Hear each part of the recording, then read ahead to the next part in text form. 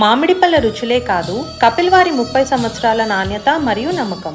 దేశవ్యాప్తంగా సంచలనం సృష్టించిన 2013 నాటి దిల్సుఖ్ నగర్ పేలుళ్ల కేసులో సంచలన తీర్పునిచ్చింది తెలంగాణ హైకోర్టు. ఈ కేసులో దోషులు వేసిన పిటిషన్ను హైకోర్టు డిస్మిస్ చేసింది. 2016లో ఎన్ఐఏ కోర్టు విధించిన ఉరిశిక్షను రద్దు చేయాలంటూ పేలుళ్లకు పాల్పడి అమాయకుల ప్రాణాలు తీసిన 5 దోషులు దాఖలు చేసిన అప్పీళ్లను ఉన్నత న్యాయస్థానం డిస్మిస్ చేసింది. ఎన్ఐఏ కోర్టు తీర్పును హైకోర్టు సమర్థించింది. కాగా హైకోర్టు తీర్పును సుప్రీంకోర్టులో సవాల్ చేస్తామని వారి తరపు న్యాయవాదులు తెలిపారు. నెల రోజుల్లో సుప్రీంకోర్టులో ఛాలెంజ్ పిటిషన్ దాఖలు చేస్తామన్నారు. అప్పుడే బస్సు దిగిన ఓ బాబాయ్ బస్టాప్ నుంచి ఇంటికి వెళ్లే హడావుడిలో ఉన్నాడు. ఓ పిన్ని గారు షాపింగ్ కోసం వచ్చారు. ఓ తమ్ముడు స్నేహితులతో కలిసి ఛాయ్ తాగుతూ కబుర్లు చెప్తున్నాడు. థియేటర్స్లో ఆడుతున్నది ఏ సినిమా అంటూ ఓ యువకుడు అటువైపు చూస్తున్నాడు. ఓ ఆటోవాలా సిగరెట్ ఊదుతూ గిరాకీ కోసం చూస్తున్నాడు. కొందరు కాలేజీ అమ్మాయిలు అబ్బాయిలు ట్యూషన్ పూర్తి చేసుకుని కబుర్లు చెప్తూ ఇంటికి వెళ్తున్నారు.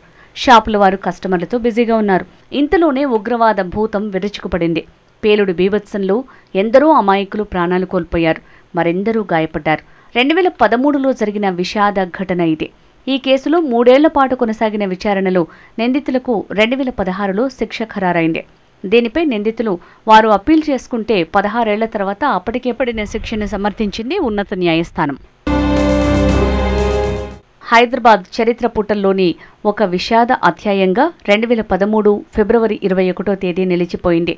ఆ రోజు దిల్సుఖ్ నగర్ బస్టాండ్ సమీపంలో కొద్ది నిమిషాల వ్యవధిలోనే 2 పేలుళ్లు జరిగాయి. రాత్రి 7 గంటల సమయంలో 107 బస్టాప్ దగ్గర ఒక బాంబు పేలింది. కొద్ది క్షణాల్లోనే అక్కడికి 150 మీటర్ల దూరంలో A1 మిర్చి సెంటర్ దగ్గర మరో బ్లాస్ట్ సంభవించింది. ఉగ్రవాదులు టిఫిన్ బాక్సులో బాంబు పెట్టి ఈ దాడికి పాల్పడ్డారు. ఈ పేలుళ్ల దాటికి మొత్తం 18 మంది మృత్యువాత పడగా 131 మంది గాయపడ్డారు. గాయపడిన వారిలో ఓ మహిళ, ఆమె గర్భంలో ఉన్న శిశువుకు కూడా గాయాలయ్యాయి. ఈ పేలుడుపై సరూర్ నగర్ పోలీసులు కేసు నమోదు చేసి అప్పట్లో దర్యాప్తు ప్రారంభించారు.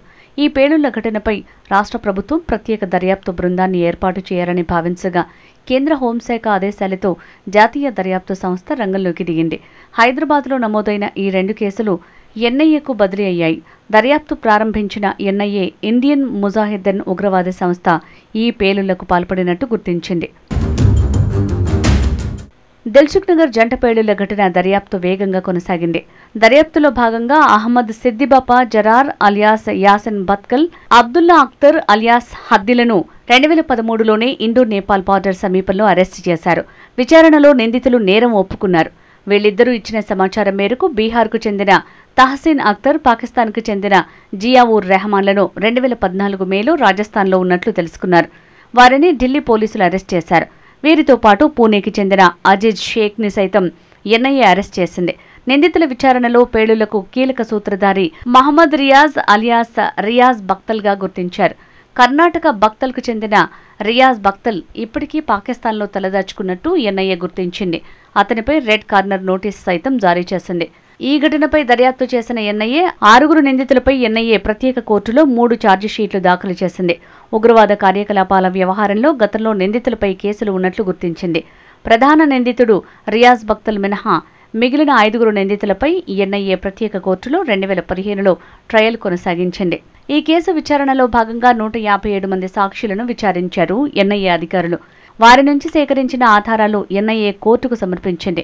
2016 డిసెంబర్ 13న 5 నిందితులను దోషులుగా గుర్తించింది.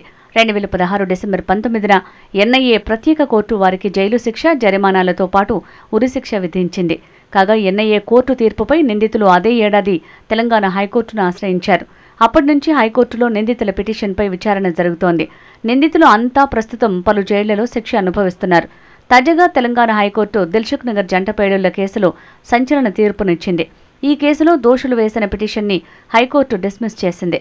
అంతేకాదు ఈ కేసులో ప్రమేయం ఉన్న 5 దోషులకు ఉరిశిక్ష విధిస్తూ ట్రయల్ కోర్టు ఇచ్చిన తీర్పును సమర్థించింది.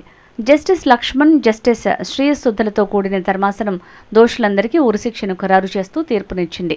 ఉరిశిక్ష పడిన నిందితుల్లో Asadullah Akhtar alias Haddi, Zia ur Rehman alias Waqas alias Nabeel Ahmed, Mohammed Tahseen Akhtar alias Hassan alias Monu, Yasin Bhatkal alias Shahrukh, Ajaz Sheikh alias Amar Arman Tunde alias Sagar alias Aijaz Syed Sheikh ఉన్నారు.